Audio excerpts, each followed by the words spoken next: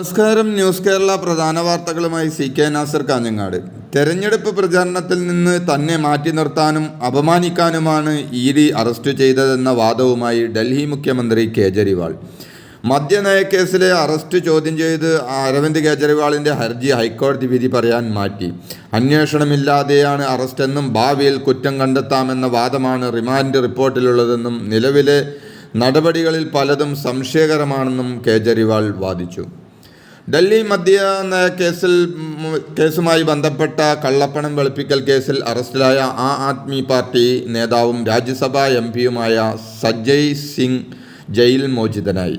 ആഘോഷിക്കാനുള്ള സമയം ആയിട്ടില്ലെന്നും പോരാടാനുള്ള സമയമാണിതെന്നും ജയിൽ പരിസരത്ത് കാത്തുനിന്ന പ്രവർത്തകരോട് സഞ്ജയ് സിംഗ് പറഞ്ഞു. ജയിലിൽ താഴുകൾ പൊട്ടിച്ചെറിഞ്ഞ് മുതിർന്ന നേതാക്കളായ അരവിന്ദ് കേജ്രിവാളും മനീഷ് സിസോദിയയും സത്യേന്ദ്ര ജെയിനും പുറത്തെത്തുമെന്ന് തനിക്ക് ആത്മവിശ്വാസമുണ്ടെന്നും സഞ്ജയ് സിംഗ് പറഞ്ഞു. ദില്ലിയിൽ ജനങ്ങൾക്കായി പ്രവർത്തിച്ചതിനാണ് കേജ്രിവാൾ അടക്കമുള്ള നേതാക്കളെ ജയിലിലടച്ചതെന്നും കേരളത്തിൻ്റെ മുഖ്യമന്ത്രി പിണറായി വിജയനെയും മകളെയും ED വേട്ടയാടുകയാണെന്നും സഞ്ജയ് സിംഗ് വ്യക്തമാക്കി. വയനാട് MP എന്നത് ബഹുമതിയായി കാണുന്നുവെന്നും വയനാട്ടിലെ വന്യമൃഗശല്യം അടക്കമുള്ള പ്രശ്നങ്ങൾ പരിഹരിക്കാൻ എന്നും ഒപ്പമുണ്ടാകുമെന്നും രാഹുൽ ഗാന്ധി. രാഷ്ട്രീയം പറയാതെ ഇടത് ഐക്യമുന്നണി പ്രവർത്തകരെ കുടുംബാംഗങ്ങൾ എന്ന് വിശേഷിപ്പിച്ചായിരുന്നു വയനാട്ടിലെത്തിയ രാഹുലിൻ്റെ പ്രസംഗം.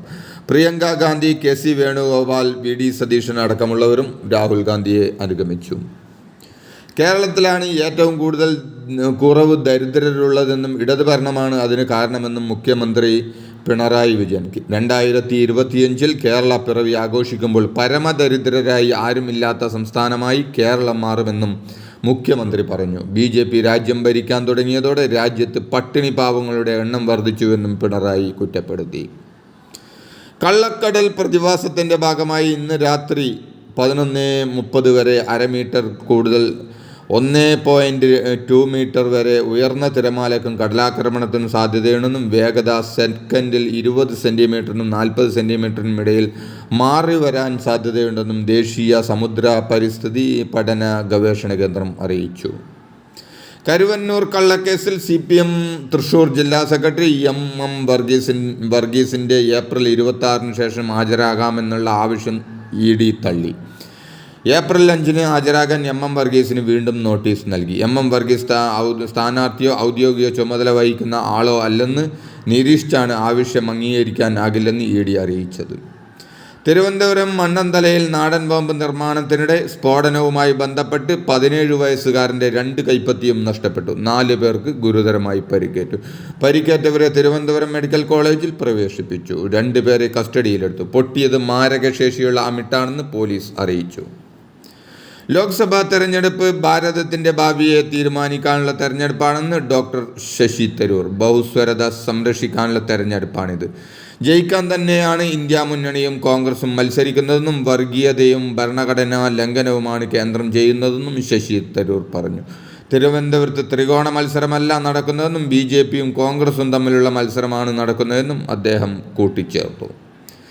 ഔദ്യോഗിക കൃത്യനിർവഹണത്തിനിടെ TTK വിനോദ് ദാരുണമായി കൊല്ലപ്പെട്ടതെന്നും കൊലയാളിയെ നിയമത്തിന് മുന്നിൽ കൊണ്ടുവന്ന് മാതൃകാപരമായ ശിക്ഷ ഉറപ്പാക്കണമെന്നും പ്രതിപക്ഷ നേതാവ് VD സതീശൻ. ട്രെയിൻ യാത്രയിൽ ഒരു സുരക്ഷാ സംവിധാനങ്ങളും ഇല്ലെന്ന് വ്യക്തമാക്കുന്നതാണ് ഈ സംഭവം.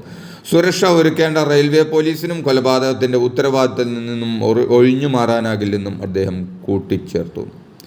വീഴ്ചയിൽ തലക്കേറ്റ ഗുരുതരമായ പരിക്കും കാലുകൾ അറ്റുപോയതും മരണകാരണമായി എന്ന് TT വിനോദിൻ്റെ പോസ്റ്റ്മോർട്ടം റിപ്പോർട്ട്. തൃശൂർ വെള്ളപ്പായയിൽ ഇന്നലെയാണ് അന്യസംസ്ഥാന തൊഴിലാളി ട്രെയിനിൽ നിന്ന് TT വിനോദിനെ തള്ളിയിട്ട് കൊലപ്പെടുത്തിയത്.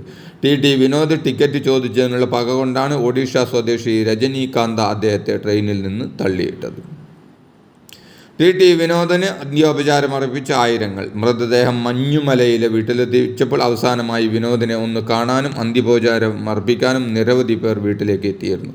അന്ത്യോപചാരത്തിന് ശേഷം മൃതദേഹം ഏലൂർ പൊതുശ്മശാനത്തിൽ സംസ്കരിച്ചു.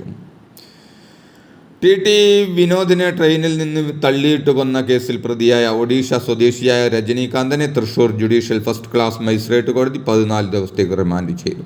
പ്രതിയെ തൃശൂർ വിയ്യൂർ ജയിലിലേക്ക് മാറ്റി. കേരളത്തിന് ദ്രോഹമോ ദോഷമോ സംഭവിച്ചു എന്ന് കേൾക്കുമ്പോൾ പ്രതിപക്ഷ നേതാവ് വി ഡി സതീശന് ആനന്ദമാണെന്ന് തോമസ് ഐസക്. കേരളം ദ്രോഹിക്കപ്പെടുമ്പോൾ ഒരുതരം ക്രൂരമായ സംതൃപ്തിയാണ് അദ്ദേഹത്തിന്. അത്രയും പക അദ്ദേഹത്തിന് കേരളീയരോട് തോന്നാൻ എന്താണ് കാരണമെന്നും തോമസ് ഐസക് ചോദിച്ചു. SDPI ലോക്സഭാ തെരഞ്ഞെടുപ്പിൽ UDF പിന്തുണ പ്രഖ്യാപിച്ചതിനെപ്പറ്റി രാഹുൽ ഗാന്ധി പ്രതികരിക്കാത്തത് അപകടകരമാണെന്ന് കെ സുരേന്ദ്രൻ. വോട്ട് ബാങ്കിന് വേണ്ടി രാജ്യത്തിൻ്റെ താൽപ്പര്യങ്ങൾ കോൺഗ്രസ് ബലികഴിക്കുകയാണ്. ഇത് ആത്മഹത്യാപരമാണെന്ന് രാഹുൽ മനസ്സിലാക്കണമെന്നും കോൺഗ്രസിൻ്റെയും രാഹുലിൻ്റെയും നിലപാട് നാടിനെതിരായുള്ളതാണെന്നും അപക്വമായ ഈ നിലപാടിൽ നിന്നും രാഹുൽ ഗാന്ധി പിന്മാറണമെന്നാണ് BJPയുടെ ആവശ്യമെന്നും സുരേന്ദ്രൻ കൂട്ടിച്ചേർത്തു.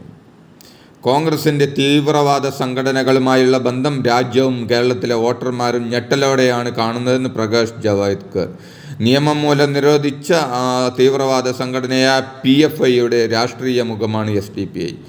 തീവ്രവാദ ബന്ധമുള്ള SDPIയുടെ സഹായം സ്വീകരിക്കുകയാണ് കേരളത്തിലെ ഇരു മുന്നണികളുമെന്നും അദ്ദേഹം കൂട്ടിച്ചേർത്തു. ഇതോടെ ഇന്നത്തെ പ്രധാന വാർത്തകൾ സമാപിച്ചു. നന്ദി, നമസ്കാരം.